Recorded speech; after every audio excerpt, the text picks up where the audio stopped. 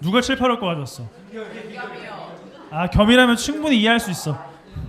자, 시작하겠습니다. 앞을 보시고 스크린을 보시고 함께 공부할게요. 자, 우리가 말씀 묵상을 잘 하지 못하고 어려워하는 이유는 이러한 이유 때문입니다. 1번부터 5번까지 다 같이 시작. 자꾸 꾸준히 하지 못한다. 무슨 말인지 모르겠다. 적용이 어렵다. 혼자 해본 적이 없다. 자, 이러한 이유 때문입니다. 여러분들이 말씀 묵상 큐티라는 것 자체가 개념이 없는 이유가 이러한 이유들 때문이에요. 가장 중요한 게 5번입니다. 5번. 여러분 혼자서 해본 적이 없어요. 없습니다. 네, 그냥 교회에서 하는 게 전부. 이것이 여러분들의 큐티 말씀 묵상이었을 겁니다. 네, 그리고 1번부터 4번까지는 핑계입니다. 네, 해본 적이 없어서 그래요. 해보면 다 압니다. 우리 선생님들도 같이 해주시면 좋을 것 같고요. 큐티는 이렇게 정의할 수가 있어요. 한번 읽어보시죠. 다 같이 시작. 하나님의 말씀을 통해 하나님을 만나고 알아가는 시간. 이것이 말씀 읽기 묵상의 중요한 포인트와 이유입니다. 뭐라고요? 하나님을 만나고 하나님을 알아가는데 무엇을 통해? 대답. 무엇을 통해? 말씀을 통해입니다. 그래서 두 가지가 굉장히 중요해요. 앞을 보시면 성경 읽기와 뭐예요? 이 두 가지가 묵상에서는 굉장히 중요한 겁니다. 그렇다면 이 중요하다라는 개념을 우리는 좀 알았어요. 하나님을 알아가고 하나님의 뜻을 알아가고 하나님을 만나는 시간이 큐티와 묵상이고, 성경 읽기와 하나님을 생각하기가 중요한 거라면 두 가지가 준비가 되어야 합니다. 첫 번째는 바로 시간과 장소예요. 시간과 장소. 우리 앞을 보시고 말씀을 읽어볼게요. 시작. 이른 새벽 일어나 외딴 곳에 가서 기도하고 계셨다. 자, 보세요. 그 주황색 글자가 시간이고 그리고 노란색 글자가 장소죠. 시간과 장소가 중요합니다. 예수님도 하나님과 그냥 소통하실 수 있는 분이지만 혼자만의 시간을 확보하시고 혼자만의 시간 속에서 기도를 하셨다라고 합니다. 이런 것처럼 시간과 장소를 정하는 게 일단 우선이 되어야 해요. 그런데 시간에 있어서 중요한 것은 여러분들이 잘 하는 거, 하나님께 남는 시간을 드리는 게 아니라 만든 시간을 드려야 돼요. 하나님께는 남는 시간이 아니라 내가 만든 시간을 드려야 합니다.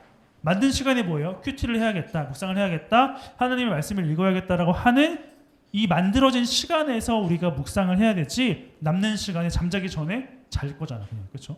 아침 시간에 시간이 없잖아. 이런 것처럼 만든 시간에 여러분들이 해야 하고 장소도 반드시 필요하다. 이게 첫 번째 우리가 준비해야 될 겁니다. 그리고 두 번째는 바로 뭘까요? 두 번째는 바로 뭐예요? 뭐야? 기도입니다. 기도를 해야 돼요. 기도를 해야 되는데 두 가지 포인트를 기도를 해야 돼요. 자, 시간과 장소가 정해졌어요. 확보했어요. 근데 기도를 해야 되는데 어떤 내용이어야 하면은 첫 번째, 우리 앞에 있는 말씀을 읽어보도록 하죠. 시작.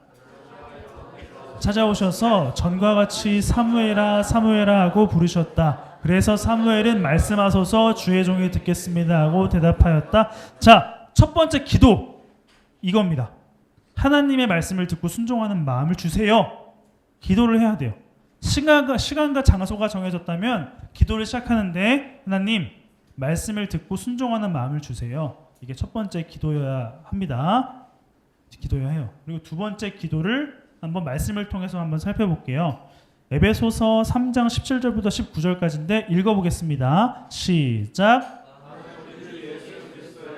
영광의 아버지께서 여러분에게 지혜와 계시의 성령을 주셔서 하나님을 더욱 잘 알게 해주시고 여러분의 마음의 눈을 밝히셔서 부르심을 받은 여러분이 희망이 무엇이며 성도들이 하나님 나라에서 받게 될 영광스러운 축복이 얼마나 풍성한가를 알게 해주시고 또 믿는 우리 속에서 강한 하나님과 역사하시는 하나님의 권능이 얼마나 큰가 알게 하시기를 기도합니다. 길지만 포인트는 17절입니다.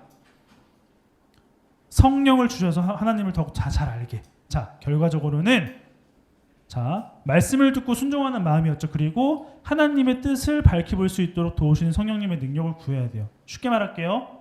하나님, 말씀을 듣고 순종하는 마음을 주시고 말씀을 깨달을 수 있는 힘을 주세요 라는 게 바로 기도의 내용이어야 합니다. 그렇다면 좀 기도문 예문을 만들어 봤어요. 기도문 예문 만들어 봤는데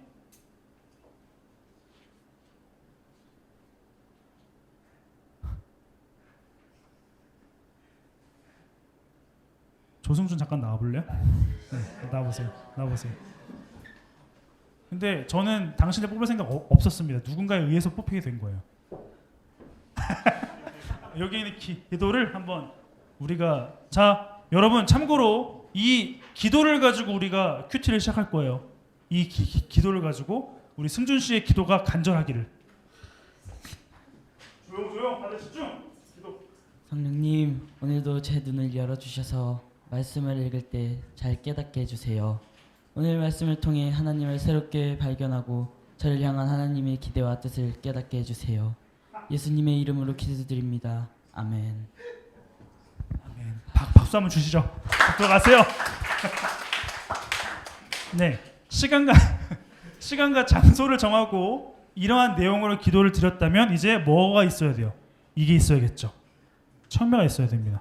오늘 날짜를 한번 펴보세요. 오늘 날짜 펴보세요. 펴보십시오. 어떤 식으로 이제 이거를 활용해야 되는지를 설명드릴게요. 자, 첫 번째 피셨죠? 근데 정말 죄송한 얘기지만 오늘 날짜와 그리고 3일 날짜를 좀 번갈아 가면서 제가 통해서 설명해 줄게요. 좀 이따가 일단은 오늘 날짜를 보세요. 자, 일단 딱 펼쳐놓은 다음에 무엇을 해야 하냐면 개요 파악을 해야 돼요. 개요. 앞을 보세요. 이거 보세요. 개요 파악을 해야 돼요.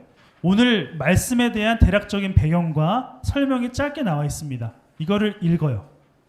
읽었죠? 아, 이러한 내용이구나. 읽었다면 다음은 뭘 해야 되냐면 성경 읽기를 합니다. 성경 읽기를 해야 돼요. 예. 개요 파악을 하고 성경 읽기를 해요. 성경 읽기는 최소 3번 읽어야 됩니다. 처음에 그냥 눈으로 읽고 그 다음에 내가 생각했을 때 중요하거나 궁금하거나 반복되는 것이 있어. 그럼 표시를 해요. 줄치거나 그 표시를 하고 줄친 것들을 좀 옆에다가 빈 곳에다가 적어봐요. 적어보는 거예요. 이러한 내용이 반복이 되고 등장인물이 엘리야가 나왔네, 아하시아가 나왔네, 이런 것처럼 말씀을 통해서 옆에서 기록을 해보는 겁니다. 자, 됐죠? 1차적인 작업은 됐어요. 그렇다면 무엇을 해야 하냐면 오늘의 말씀은 어떠한 내용인지 간략하게 요약을 한번 해보세요. 여기다가 아합의 아들 아하시아가 왕이 되었는데 하나님이 아니라 우상을 찾았다. 근데 이것을 하나님이 엘리야를 통해 막으셨다. 이렇게 간단하게 요약할 수가 있겠죠. 그런 것처럼 말씀을 읽고 기록한 것을 바탕으로 한번 요약을 해보세요. 근데 이 요약의 내용이 좀 더 풍성하기 위해서는 이 매일 성경을 쓴 사람의 요약본을 한번 보는 거예요. 내 요약과 매일 성경을 쓴 사람의 요약이 얼마나 비슷한지 혹은 참고할 만한 게 무엇이 있는지를 보는 겁니다. 그렇죠? 보는 거예요. 그 다음에 자, 요약을 했어요. 내용을 봤어요. 그렇다면 중심 문장을 한번 만들어 봐야 돼요. 중심 문장. 예를 들어서 하나님은 여전히 살아 계시다라는 이런 중심 문장. 네. 이 중심 문장은 또 무엇을 통해서 비교할 수 있냐면 개요와 비교할 수가 있어요. 개요. 왜냐하면 본문의 핵심을 나타내는 게 개요이기 때문에 개요와 나의 중심 문장을 한번 비교해 보는 겁니다. 보는 거예요. 됐죠? 근데 죄송하지만 한번 3일차를 보세요. 3일차를 보시면 왜 제가 3일차를 펴보라고 하는지 알 거예요. 자, 중심 문장까지 만들었으면 여러분들이 기록해야 될 게 있어요. 앞을 보세요.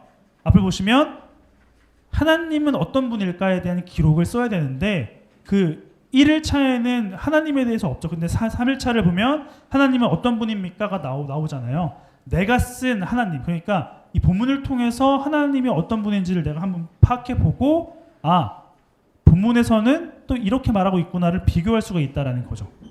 내가 쓴 하나님과 그리고 다른 이 본문에서 말하는 하나님이 누구인지 알 수가 있다. 자, 하나님이 어떤 분인지 알았다면 또 써야 되는 게 있습니다. 적용하기. 나는 그러면 하나님은 이런 분이고 하나님이 이 본문을 통해 이렇게 말씀하시는데 나는 어떻게 살아야 할까라는 걸 한번 적어보는 거예요. 또 마찬가지로 여러분 3일차를 참고하세요. 옆을 보면은 나에게 주시는 교훈은 무엇입니까? 라고 나와 있을 거예요. 예. 그런 것처럼 내가 쓴 적용점과 이 본문에서 말하는 어떤 이 이렇게 제시하는 것과는 또 다를 수 있고 같을 수 있다라는 거죠. 이렇게 요약도 했고 중심 문장도 만들었고 하나님이 어떤 분인지 알았고 내가 무엇을 해야 될지를 알았다면 마지막으로 기도 제목을 쓰는 겁니다. 기도 제목.